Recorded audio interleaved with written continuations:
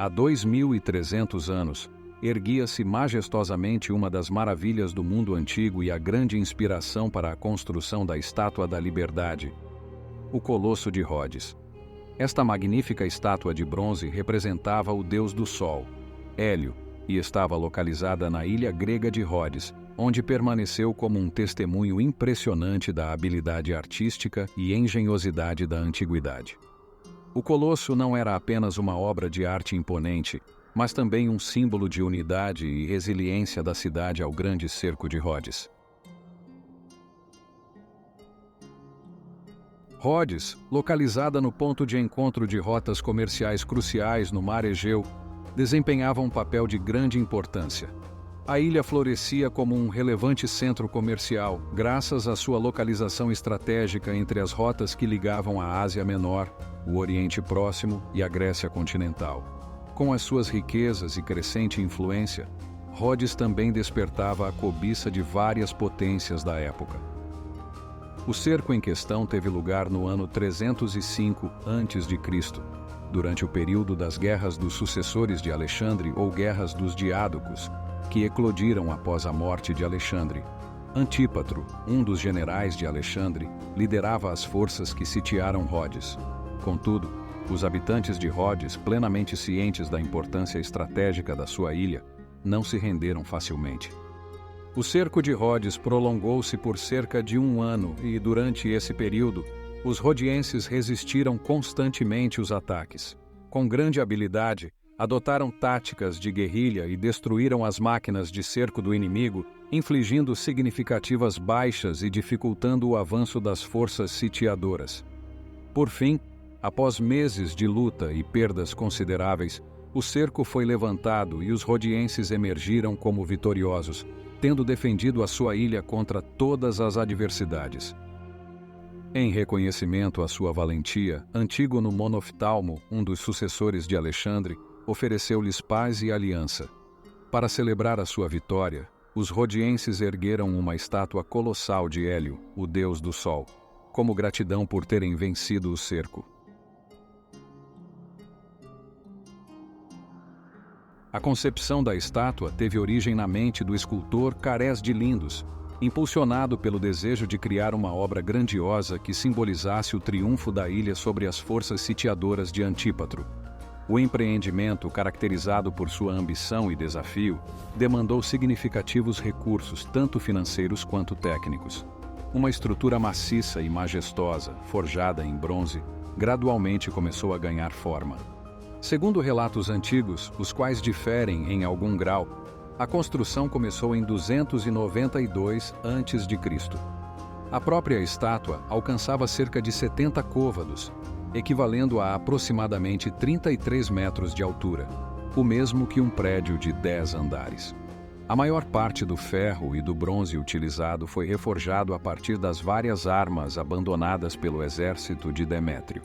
Ao longo da edificação, os operários acumularam montes de solo nas laterais do colosso, os quais, ao término da construção, foram removidos.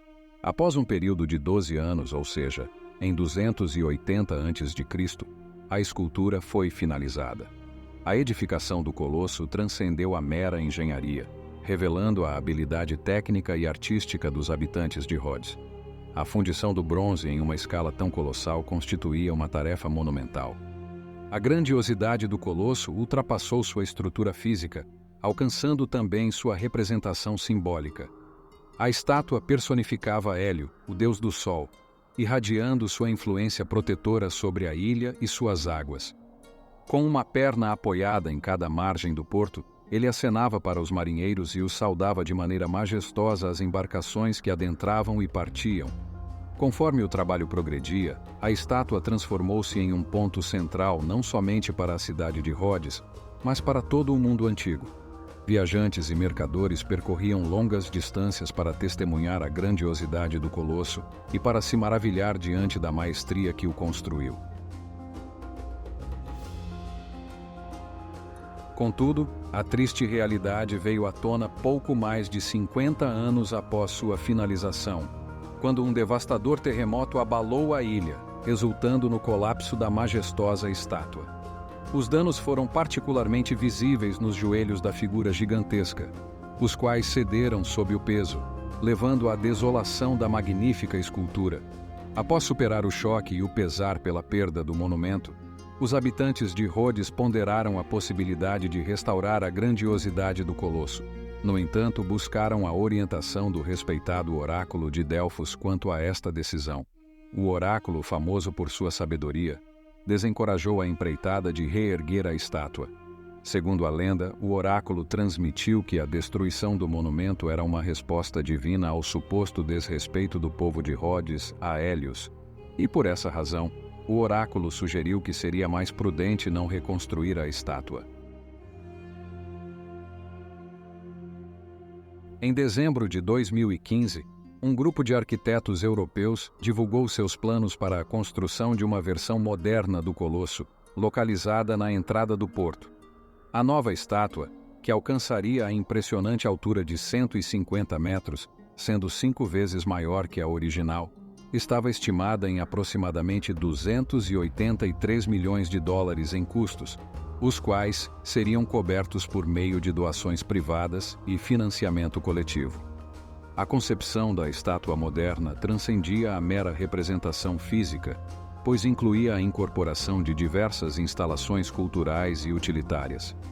Entre essas adições estavam um centro cultural, uma biblioteca, uma sala de exposições e até mesmo um farol, elementos que buscavam enriquecer a experiência dos visitantes para além da dimensão estética da estátua em si.